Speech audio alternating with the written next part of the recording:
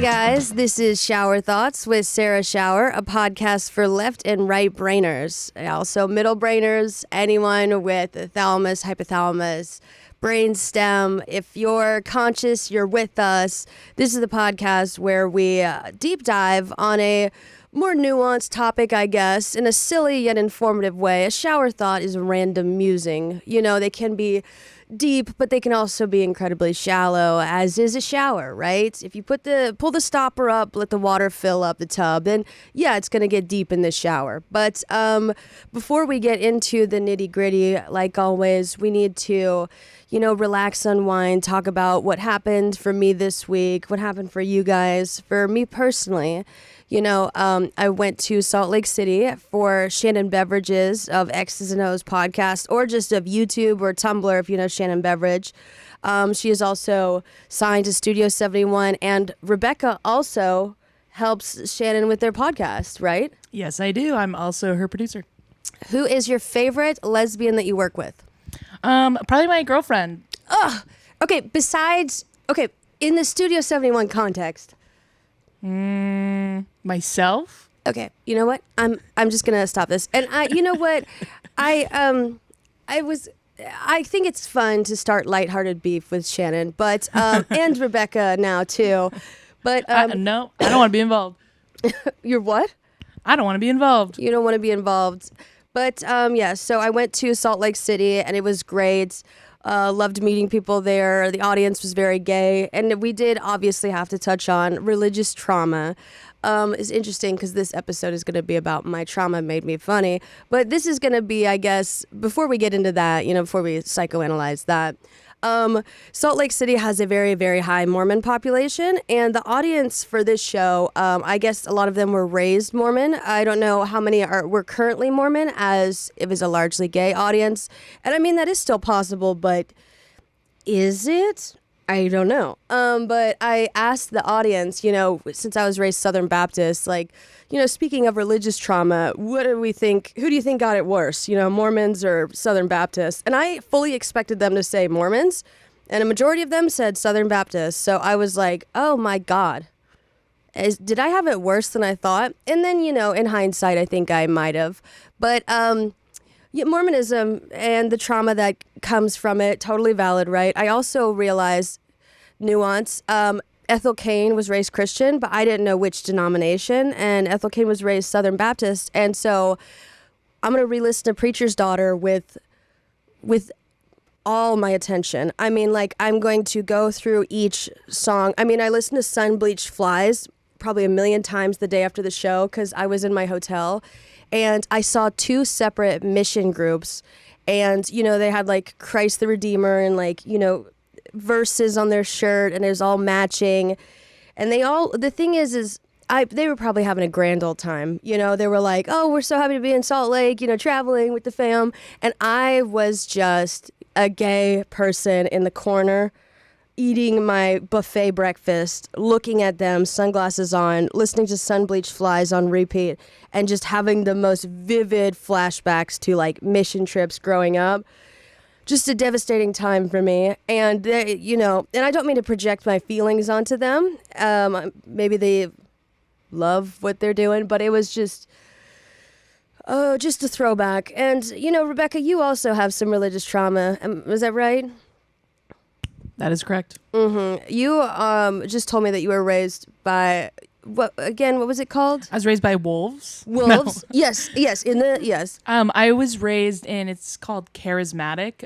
So it was non-denominational charismatic. It was an evangelical church, but that was the denomination. Yeah. And so for you guys listening, it'd be closer to Pentecostal. Yeah. Which is, speaking in tongues and stuff like that.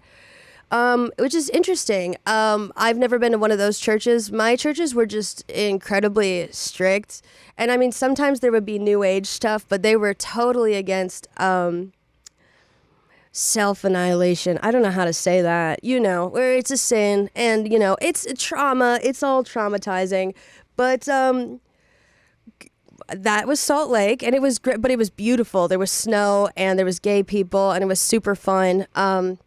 Yeah, what else have this is supposed to be the warm up, the water is warming up, maybe we're taking off our pants slowly, maybe we're washing our makeup off, maybe we're just, trimming up our hair before we shave it. I don't know, whatever I don't want to clog the drain, but yeah, that's what I did in Salt Lake. I also went to my friend Joey's birthday party last night, which was super fun. It was at Saddle Ranch. And Saddle Ranch, for anyone who's not from LA, is like this Western themed bar, weirdly enough, and it's for some reason popular, especially with young people, it's a great drinking spot, I guess. And just Saddle Ranch, it's so weird to be raised in the South, and I know that South Carolina is not cowboys, but just to see the people of LA are well, goddamn, we love cowboys, yeehaw, and I'm like, what is this? But it was fun. I enjoy seeing my friends. I guess I've been going out and about a little bit more after, I've been broken up for a while now. I guess I just am now rejoining society, and it's interesting to see people and talk to them in real life. It's wild, it's wacky. But, so hopefully that was relaxing for you guys. I don't know if that was fun, but we're going to get into my trauma made me funny. And of course, since I am autistic, I do have to get into the nitty gritty of it. So this is where we're all stepping into the shower, the communal shower. If you don't want to face someone else, face the wall, make sure that you have flip-flops on. I am not sure about these floors, right? There are, special separated showers if you don't want to be seen. That's totally valid. If you don't want to scrub someone else's bag, just tackle your own. But this is Schauer Thoughts, and we're going to discuss my trauma made me funny / laughter is the best medicine.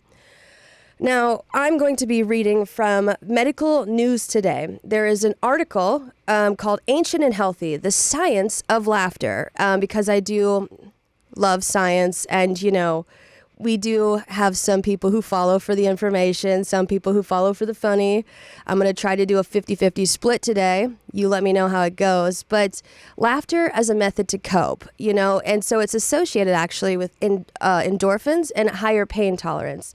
So technically, when people say laughter is the best medicine, they need to clarify that laughter is the best pain medication. And that is important to take in now, right? Swallow it. It's a pain med. But we're going to discuss, it's a trait we share with, our distant cousins, the great apes. Ooh. So it means it's an evolutionary trait, that's ancient. And so if it's an evolutionary trait that's kind of stuck with us across species, it must be important. It must serve a purpose.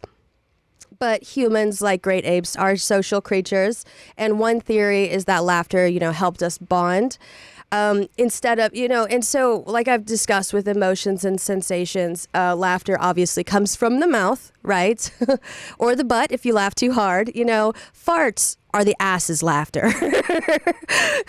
I think. I would agree. I would totally agree. Yeah. That could be a whole dissertation. Yeah, but interestingly, farts as laughter are repelling, and verbal laughter, not so much. Actually, I do know the science behind that because I did just get into smell. But so if you laugh and, usually to bond with others as a primate or an early human, you may have had to groom them, which means touch. So laughter is a way that everyone can get involved, right? It's got range. It's also thought of as social glue. Laughter bonds us closer. Trauma bonding, laughing over something. When's the last time you laughed with a genuine stranger, Rebecca? Honestly, a lot. Really? I'd be enjoying my strangers. Yeah, I love making a stranger laugh. It's so good. If I'm getting coffee and, I'm like, geez, who's really blowing up the bathroom in there? And then there's someone else behind me in line. They're like, no, seriously. I'm like, I've done it. No, honestly, same. Yeah, I've cracked the code. Bathroom lines, man. Exactly. So I'm going to talk about, the neuroscience of laughter. So jokes require, cognitive ability, and laughing itself is, more primitive. And so like I talked about in the past, where jokes can be tendentious or non-tendentious. Tendentious means trying to convey or convince someone of your often controversial opinion. And so to try to convince someone, you need to they need to be able to think digest, kind of line up two things and like understand the logic, the structure, the emotionality behind the first thing, and then tie it to the second. So there is cognitive ability. And then non-tendentious jokes are kind of just more accidental. They're more like faux pas or, social violations that are probably more physical, like falling down or like hitting your head, and then people are like, oh, doofus. You don't really need to be a strong thinker to laugh at someone slipping on the ice. And that's not morally bad. That's actually quite primitive. And that's fine. But so the neuroscience of laughter, there's various regions of the brain involved. Any of the doctors or scientists or the more technically inclined, this is for you. We have the lateral hypothalamus, which is involved in an array of processes such as promoting arousal and feeding behavior, reducing pain perception, digestive functions, and blood pressure. You also have the parietal operculum, I don't know how to say this one, partly responsible for processing senses such as touch and temperature. I probably should know how to pronounce that, but when you've only read a word and you've never had the opportunity to say it aloud. So I will look it up phonetically later. There's also the amygdala involved in processing memories, making decisions, and emotional reactions, and the right cerebellum important in visual attention, language, and imagining the states of others. Here's an interesting note. In this study that I'm reading from, they measured activation of the periaqueductal gray matter during voluntary and involuntary laughter. I'll explain what that means in a second. Interestingly, periaqueductal gray matter is known to play a role in analgesia. In fact, Interestingly, periaqueductal gray matter is known to play a role in analgesia. In fact, the region is a target for brain stimulating implants to treat patients with chronic pain. So why I mention this is because laughter is the best medicine. They also use laughter in various pain type studies, from chronic illness, and then various hypertension or any sort of kind of blood related illness. Well, not disease, but low or high blood pressure sort of. But yeah, it can help reduce pain. There's another article called Effects of Mirthful Laughter on Pain Tolerance, a randomized controlled investigation. During laughter, regions of the ventromedial prefrontal cortex are activated, releasing endorphins, which are known to decrease pain and increase euphoria. So yeah, laughter as the best medicine mainly pertains to endorphins, right? And so if you've seen Legally Blonde, exercise gives you endorphins. Endorphins make you happy. Happy people don't kill their husbands, right? Because you're a little bit happier, you're in a state of euphoria post-exercise or laugh, you're less likely to lash out, even though your husband may deserve a hammer to the back of the skull. I'm sorry, we have fun here. Moving along, involvement of the hippocampus and amygdala are also worthy of note. These are part of the limbic system, an ancient section of the brain involved in the control of deep-seated emotions, feeding, and other survival critical roles, especially fear. Fear, like I've said a bunch of times, is our oldest emotion, right? You need to know who's predator and who's a friend. Who's mom and dad and who's, oh my God, that's a tiger running at me. So continuing on to laughter is the best medicine. There's this field of study, which is a unique hybrid of three fields of study. Get into this.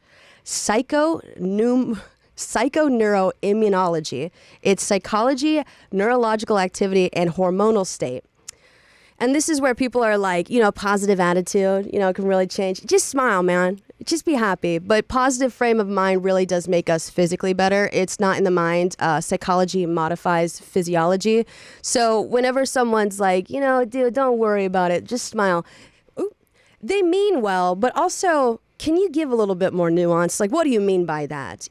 So a lot of people are like, how do I be happy if I'm deeply upset? And it's like, there seems to be a disconnect, but also a lot of laughter diffuses pain.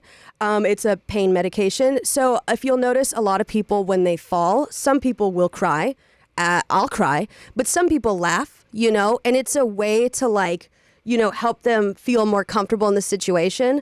So there's also psychological pain. So when you're confronted by some horrifying truth, don't laugh at the situation, but if you do need to laugh to be able to process, and move through it so you can, start to work on it or address it or, just kind of digest it, maybe a little bit of a giggle. Don't giggle at them.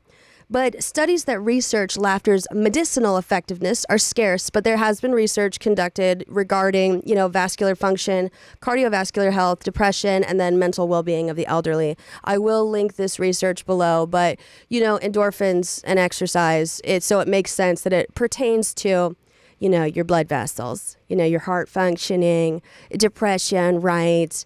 So, moving along. This is going to be more research heavy in the beginning, but I will talk later when we do a cool down, when we finally all turn with our towels on and face each other and see what new fresh beings we have become, hopefully.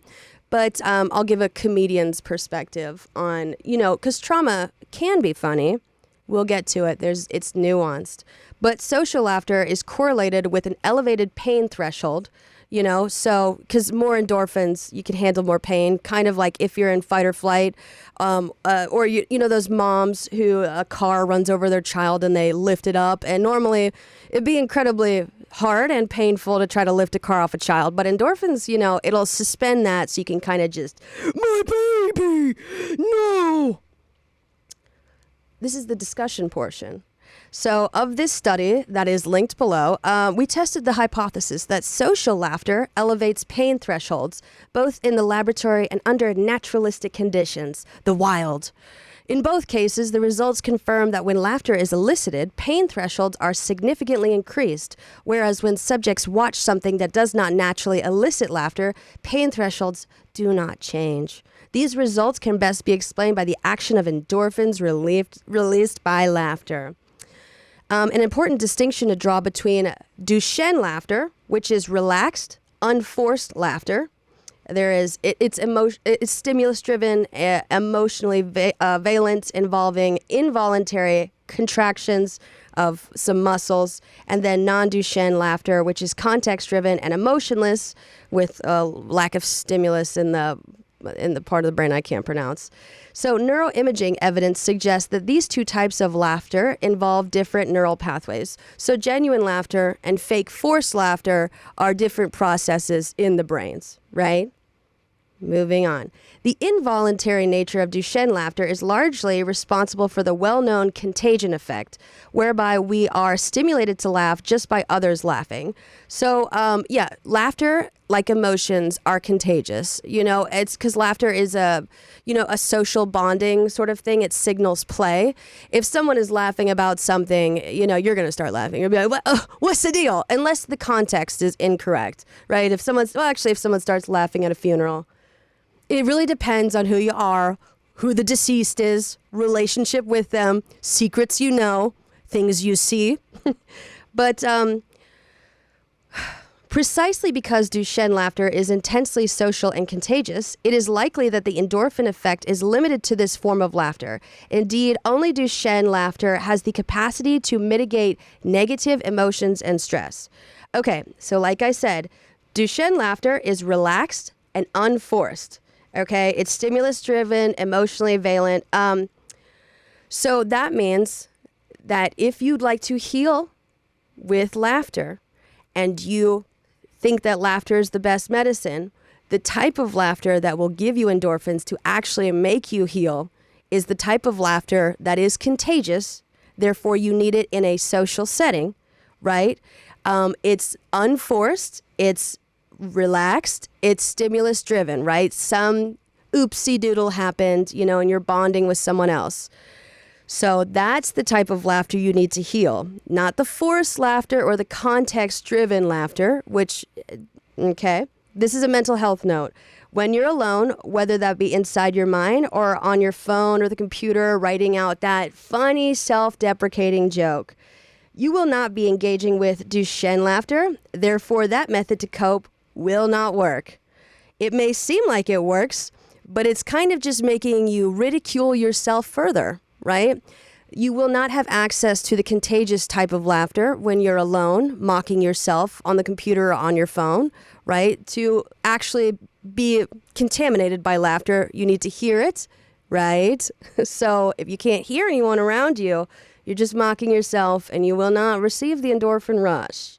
Just some nuance. All of the research is linked below. There are obviously other ways to trigger endorphins, guys. Physical exercise or pressure applied to the body, and grooming, massage. Anyone have any weighted blankets? That's good. That's fun. There's also running, circuit training, rowing. So laughter has been for social bonding predominantly, both in primates and humans. It signals social play. And I did do an entire episode on demonization of play, right? You talked about how when children laugh, we punish them. Hey, quiet down, chill out over there. They're trying to bond. And if you don't like laughing with your children, you're not bonding with your children. You're actually teaching them that play is bad and you're priming them for capitalism, making them good cogs in the machine. So think about that. Yes, child's laughter can be overwhelming, especially after some time. It's like, chill out. But I was also reading this study, which I've exited out of, but I will find it. Autistic children's laughter is the most enjoyable to listen to because it's kind of unrestrained. And it's just kind of, that's, we got one, autistic people out there, our childlike laughter is more enjoyable than most people's laughter. Okay. So laughter contrasts with many more conventional aspects of nonverbal communication in one important respect. It seems to create euphoric states in the performer similar to those experienced in communal music making, dancing, and some of the rituals of religion. A lot of people like going to, I do have religious trauma, as I mentioned earlier, but something that I just so desperately want to do at some point is go to maybe a cathedral or someplace with like stained glass and pews. And I don't want like a full service. I kind of want this to be a Home Alone situation on Christmas where it's just me, an old guy, and a child that's unsupervised, where I just get to sit in the back and I get to listen to the choir sing, because I always did like the music element of church. I'd cut out of there before they got to the sermon. I don't want to, I'm not taking communion. Don't give me the, tithe basket. You can keep that. You're not taxed. Don't burden me with that. But so laughing is like, singing. And it's also like dancing and some like rituals. So if you're a singer, a dancer, or just have a myriad of rituals, try incorporating laughter. It's another way to express yourself in a similar way. This is just an interesting study that I found because I was digging myself in a rabbit hole. The thing is when you read research, you can't not look at the sources. Like, where is this coming from? And so I just go through like the 37 sources linked below. So this is an interesting fact about men versus women's laughter and influence. So the informational and facilitative effects of an audience upon expression and the evaluation of humorous stimuli. Basically, what do people laugh at if they're a boy or a girl? So basically, men are more likely to use the laughter of others to gauge if something is funny or not, as opposed to watching and absorbing and thinking critically. They're more likely, all right, fellas, you can think critically and laugh at something nuanced, right? But men are more likely to laugh if other men are laughing, whereas women are more likely to just laugh if something was funny. Now, we can quickly see how that would become an issue in a more systemic arena, right? To be funny, you've got to be smart, as you have to connect two unrelated points to convey a message and convince others, make them guffaw. So if you right off the bat don't think women are funny, and it's kind of a societal issue, and fellas are less inclined to laugh at a woman because they cannot believe she's funny, then, the problem builds upon itself. So, fellas, you can enjoy female comedians, and I bet you do. I bet you think cognitively and for yourself. I'm just saying. It's in the research. So, another article, because I love reading research articles. there's this extension I really want to get for my computer, but I keep forgetting it. It's where like every time you open a research article, it saves it. Someone who is doing their PhD, actually a couple people who are doing their PhD, like have DM'd me a couple times. They're like, get this thing. And I have yet to write it down. So comment it down below what that extension is. This is the neural basis of the behavioral contagion and authenticity of laughter. Oh God, pre-SMA activation and the perception of contagiousness and authenticity in laughter sounds. So you're 30 times more likely to laugh with others than when you're alone. So that is the contagious aspect of it. Like if you're, watching a Netflix special by yourself, it is actually kind of unique if you're laughing out loud. So a lot of people, when they text, they say like LOL. You may find what someone else said genuinely funny, but you're less likely to laugh out loud because the thing that kind of like spurs the laughter is the other person's laughter, or what starts it off is like, their smile. Since you guys are not actually together, the LOL is the sentiment makes sense, but you are also alone. And so process of laughter sounds recruits networks previously shown to be related to empathy and auditory motor mirror networks, right? So that means like mirroring someone, right? And then empathy, feeling for someone. Someone says something funny or, you feel for them. Someone talks about a traumatic event that's framed in a funny way. You empathize, you understand where they're coming from, and you laugh, right? And then everyone starts to ha ha ha ha, and it's just like a fun house of mirrors, but the auditory version.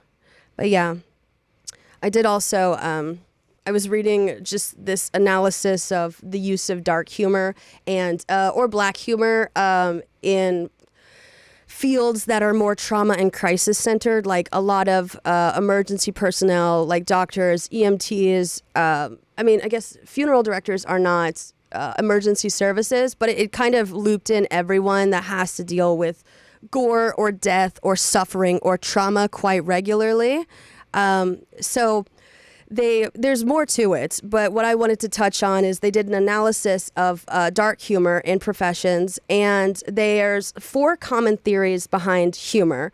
The first one is by, I guess, maybe a fan favorite, not my favorite, but Freud's theory of humor as a defense mechanism. So that's the first theory. And yeah, a lot of people, you laugh as a defense mechanism. You want to, maybe you'd rather make a joke about yourself first, so people laugh with you and not at you. You get it out of the way. It's like a sort of self-defense thing. There's also the relief theory of humor, personal relief of energy trapped within the nervous system originally, and now it's been reworked to understand as relief from nervous tension or stress through the physiological act of laughing. Yes. So if there's, you're trying to release pressure, right? And so the head is, filled with pressure, body filled with heat, and there's an incongruency. So you got to release some stuff, and then releasing of laughter and like heat and pressure. And then, we're all kind of just, well, no, actually we're not machines. That'd be very reductionist, and that would actually go against a lot of things that I preach. So there's also the superiority theory. This is put forth by philosophers. Philosophers, get in here. It's Plato, Aristotle, Thomas Hobbes of the 18th century. They suggest that we assert ourselves over others when we joke with the goal of communicating our superiority. We belittle the other to acknowledge our own higher standing. Now, that is the philosophical approach, but also belittling the other. With this theory, that means that if we're not mocking someone else, we're mocking ourselves, we're belittling ourselves, dehumanizing ourselves, conditioning ourselves to see ourselves as less than, because you are not you, and then your previous self who was traumatized, you are all one, right? So you are belittling yourself, kind of impeding your own growth, something to think on. But there's also the incongruity theory, which is the dominant theory of humor today. Woo! It posits that we find things humorous when an expectation is set and then defied, when we expect a situation to go one way and then it goes somewhere entirely different. The incongruity, and namely absurdity, of the situation is believed to mediate humor. Yeah, so most humor, from like just most professional humor, just humor in general, relies on some heavy contrast, similar to artists where, you need depth. Contrast gives you depth. So like I said, with tendentious or non-tendentious, but tendentious, you relate to unrelated things, and so one could be lighthearted and then one could be incredibly dark. And it's just to give it depth, to give it interest, a visual story to tell, more like an audible story to tell. So just a story to tell in here. But if you just wanted to look at that study when you're done, it also talks about coping with occupational stress. So I talked, that might be a BCC club topic. Compassion fatigue, if you struggle with that, you might want to look into this article. It's linked below in the caption, coping with negative emotional states. There's also dark humor in the group, in group versus out group. And so dark humor gets a bad rap because humor in comedy is mainly dominated by men, because men are allowed to play and laugh and bond. And women, you should be in the kitchen and we should all be working and making sandwiches and mopping the floor at all times. When a woman laughs, a man's feelings get hurt. But when a man laughs, another man laughs. So you understand. But dark humor is not necessarily bad. What happens, though, is if it's used in a way to punch down. So punching down and punching up is also included in this article. When you punch up, that means that you are punching at someone objectively more privileged than you, right? Punching down, this person has less privilege than you. There's also a lateral punch.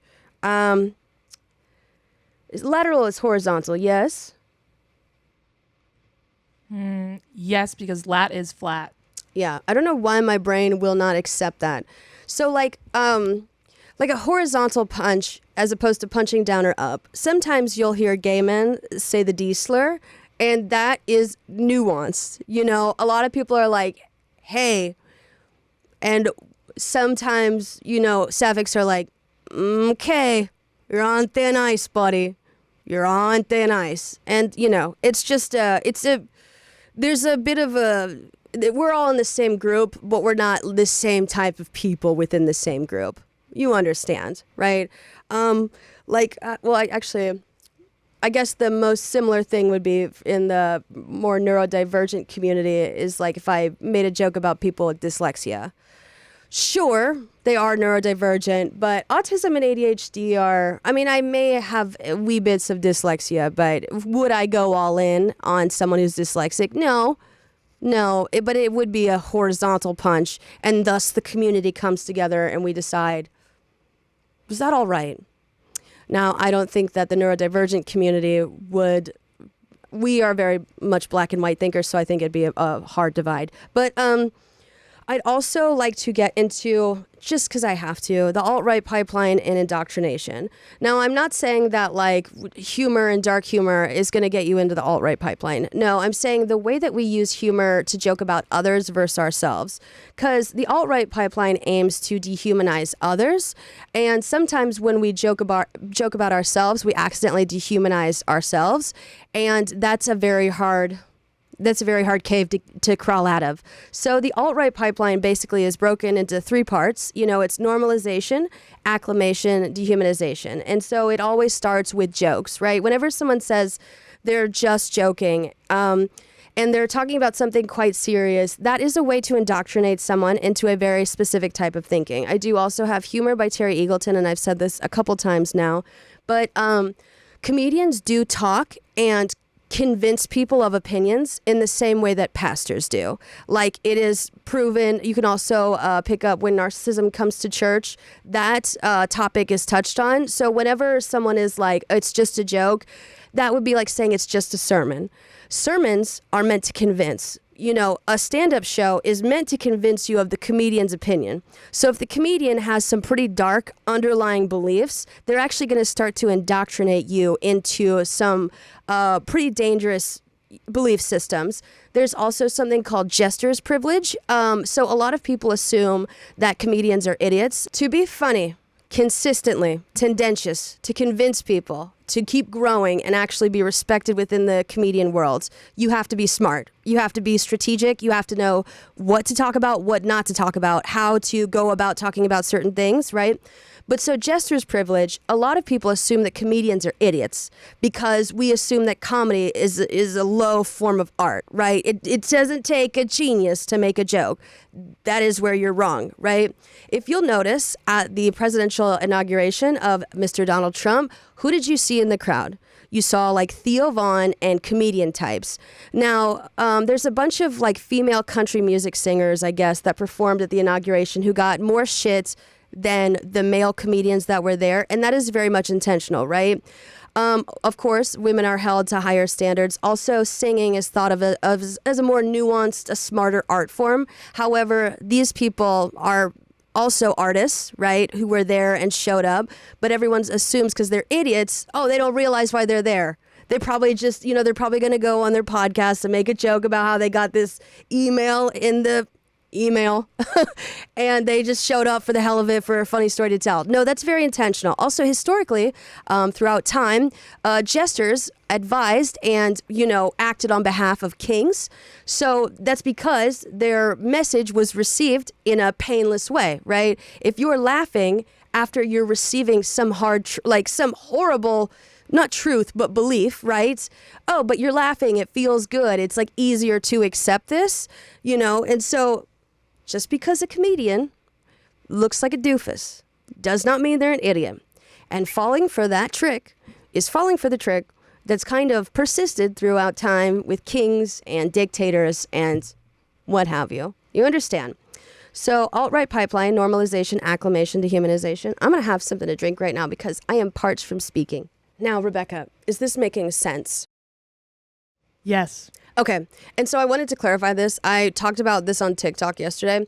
When I say, does this make sense to you guys or Rebecca, I am by no means suggesting that this is above your intellect level or anything like that. When autistic people talk, we talk at length and it's very detailed, and information and details can be quite heavy. So I want to make sure that this is cohesive and understood and not boring and just dull. Yes, that's exactly how I take it. Yes. And that you think I'm stupid. Oh, no. Just kidding. I think you're incredibly smart. Thank you. And I would never think a lesbian is stupid. Well, let's discuss. You know what? That's a discussion question for the comment section. That's an episode. That's a future episode. The title is just, can lesbians be stupid?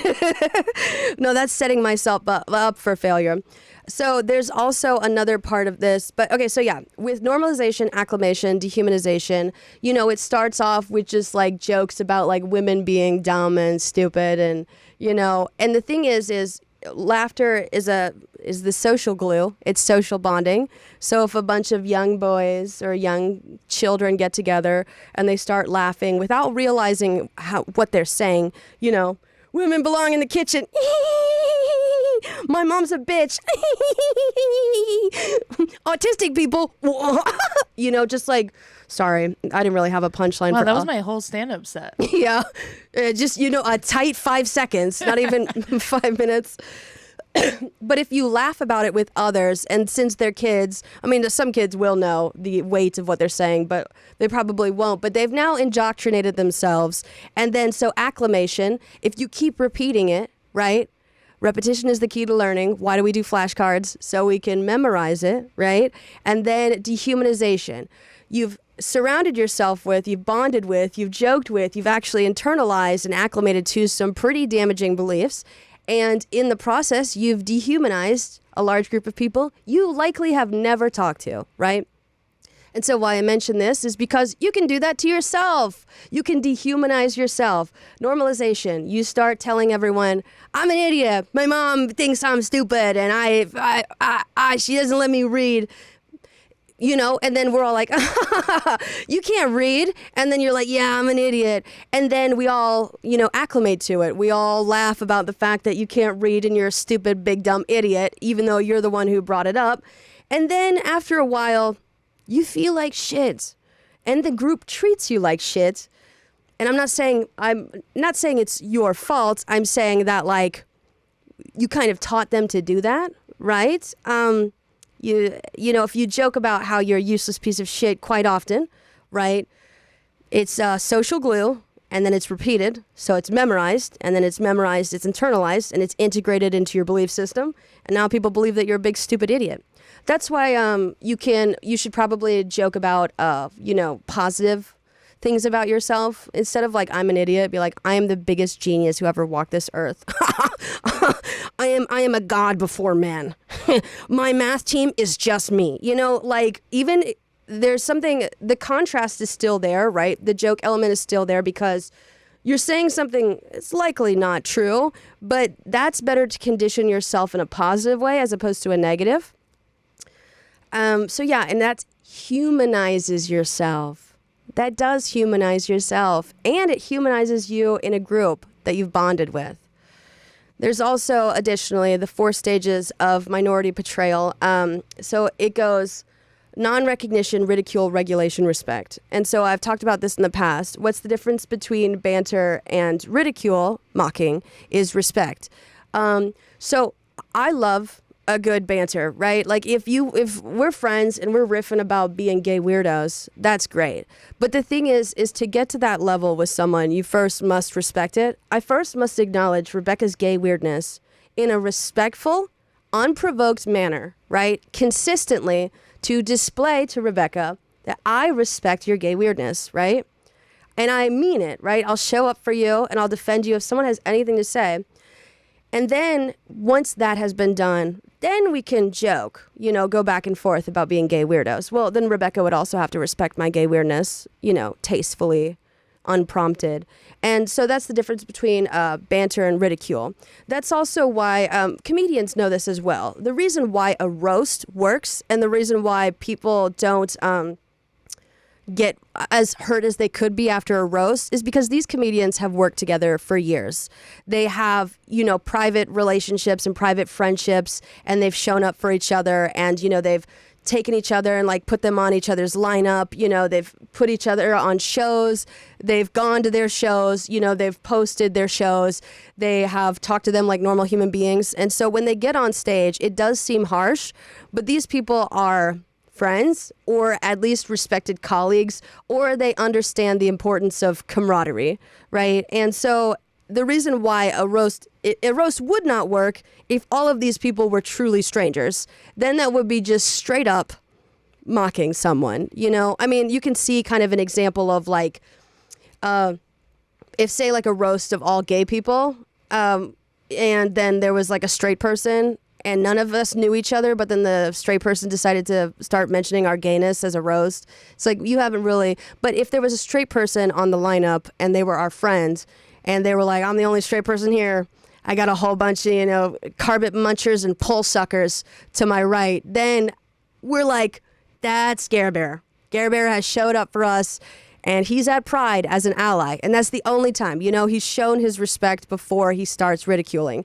So why I mention this is because a lot of people, again, like I was talking about your individual, right? You make jokes about yourself. You make jokes about what you perceive as something wrong with you or broken with you or trauma that you've had. And I ask you this, have you respected it first? Have you validated it first? It is totally, completely normal and fine to make a joke about your trauma. But again, if you have not respected and validated and sat with it and shown up for yourself in regards to that trauma, then that is straight up mocking yourself. That is dehumanizing. You haven't really even let the wound heal. And the thing is now this is where we're going to get into the cool down, right? This is where we kind of, cooler water. We have been opening the pores, but, you could get really dry if the water's been too hot.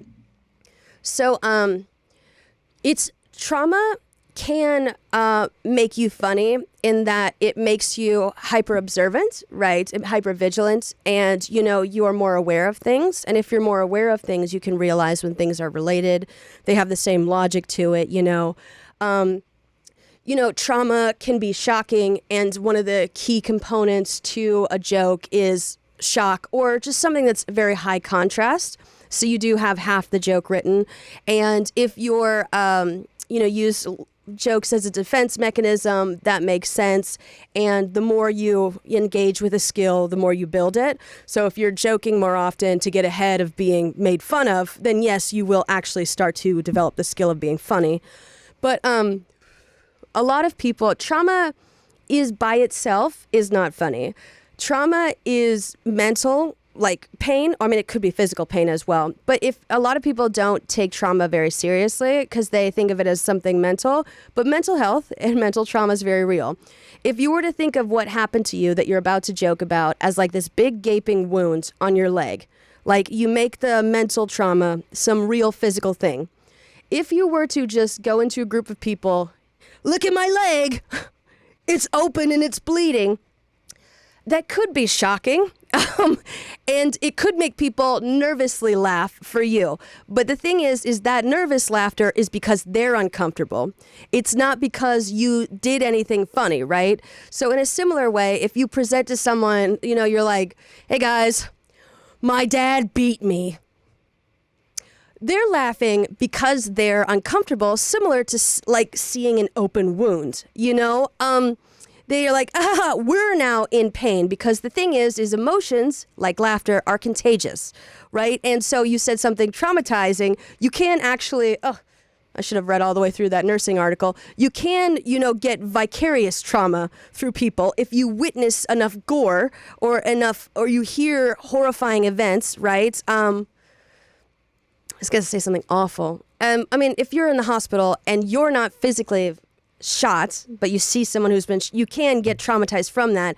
And so if someone tells you about their trauma, they show you the open wound on their leg, can be traumatizing for them because, people empathize with you, people give a shit about you. And I understand with trauma, you likely, you always were kind of believe that no one really cared about you and that your only value came through laughter. And I totally understand that as someone who spent the first part of my comedic career just like mocking myself and never taking anything seriously.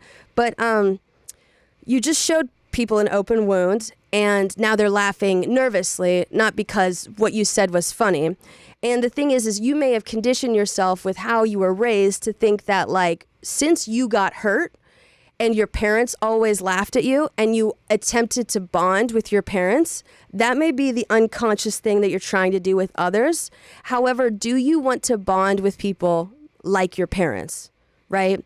If they just heard your trauma and started like belly laughing at you getting the shit beaten out of you, would you want to bond with those people? No, so that's just something to kind of digest. And then the thing is when it's okay to joke about your trauma is when it's kind of healed up, right? Like everyone loves a good scar story. And so if you've gone to therapy or you've done some, shadow work or internal work, some energy work, you've spoken to advisors, you've looked into, antidepressants or medications that you need, and, you're really pursuing it. You don't have to be fully healed. Because, I love a comedian who goes on stage with a broken leg. The thing is a broken leg that's being actively mended is different from a broken leg where the bone is sticking out of the leg.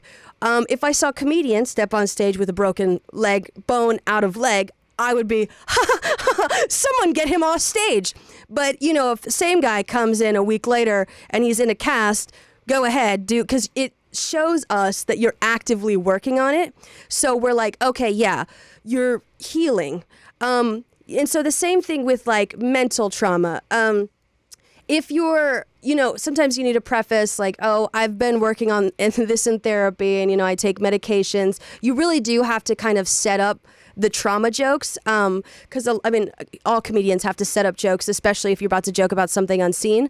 But if you're just like, I've been going to therapy and, I've been working through it and I have a lot of good friends, then by all means, let's hear that trauma. Let's hear that trauma joke because now we are rest assured, like we're assured and we're ready. We know that you're healing, right? And so the healing contrasted with the actual like pain, it's like it's the two-part thing where it's the setup and we can laugh and be relaxed, right? Relaxed humor. We can all heal together.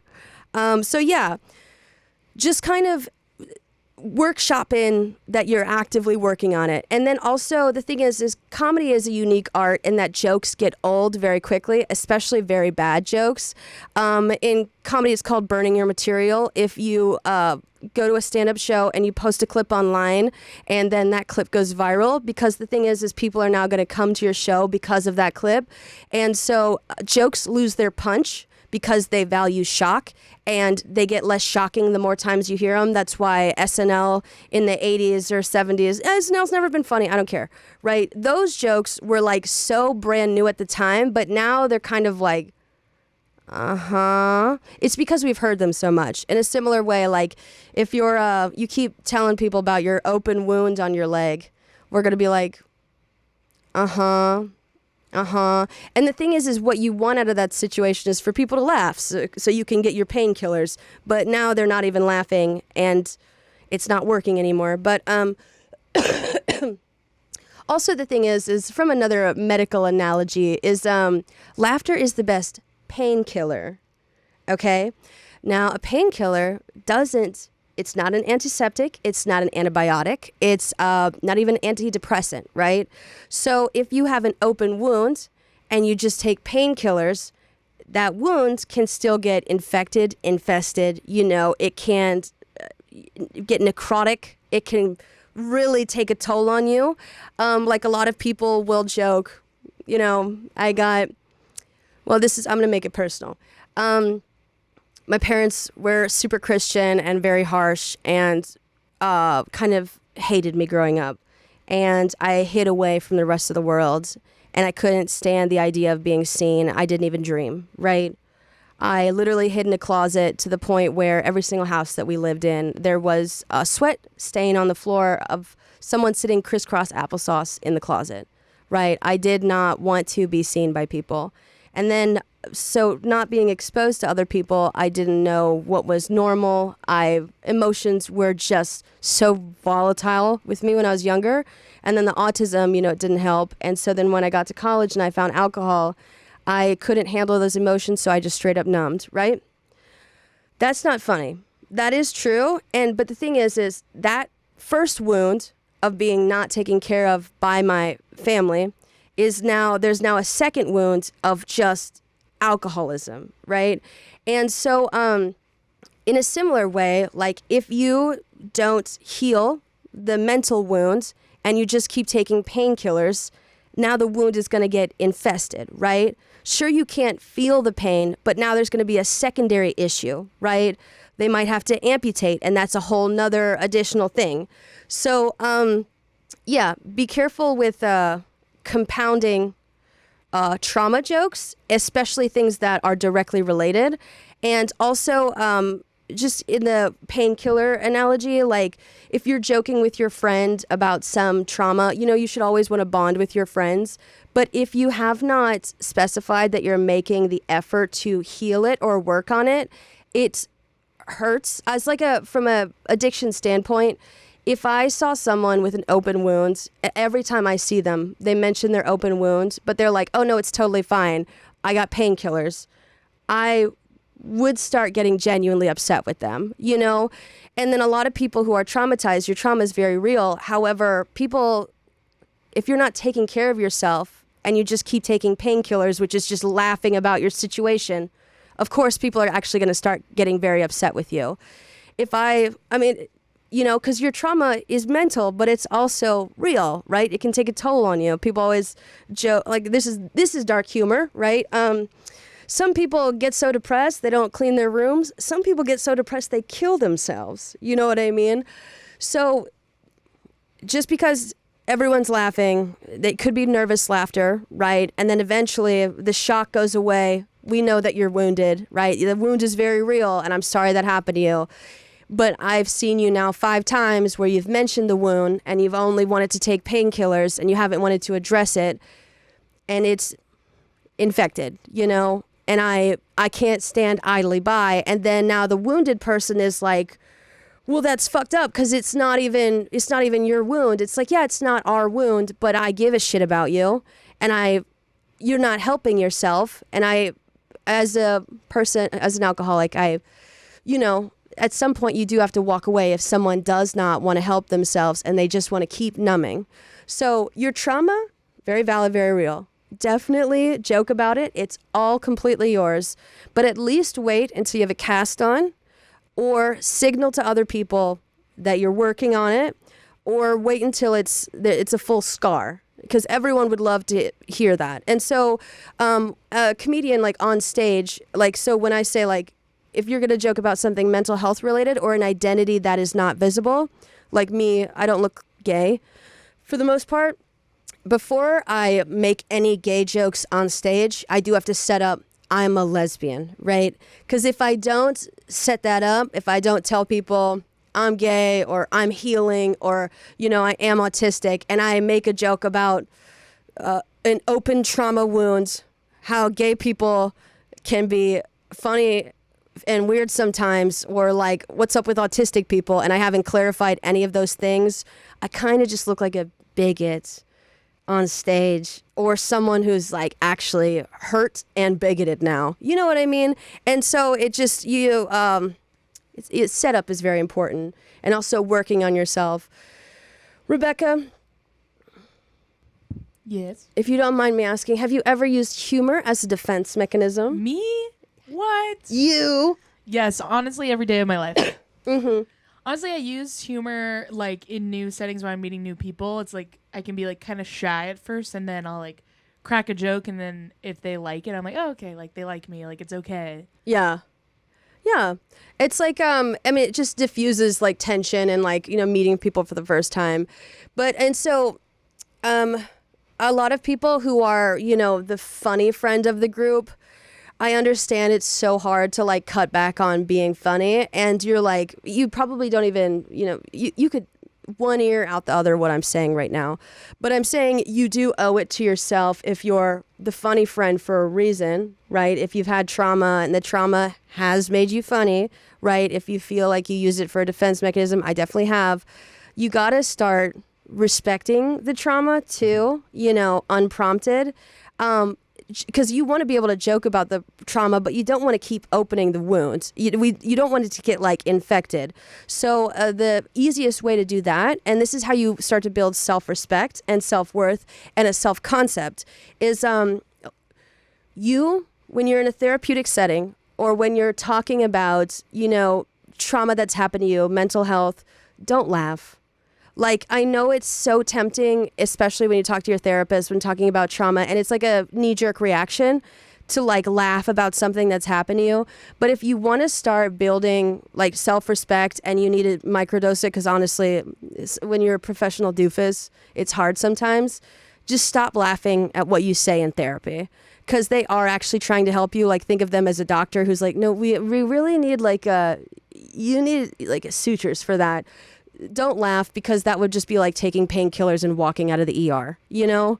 So take it seriously, and then take yourself a little bit seriously, and don't mock yourself. Banter, if anything, but don't mock. And you can still be a goofball. We can all still be weird freaks and weirdos. You can still laugh about your trauma. That's totally valid.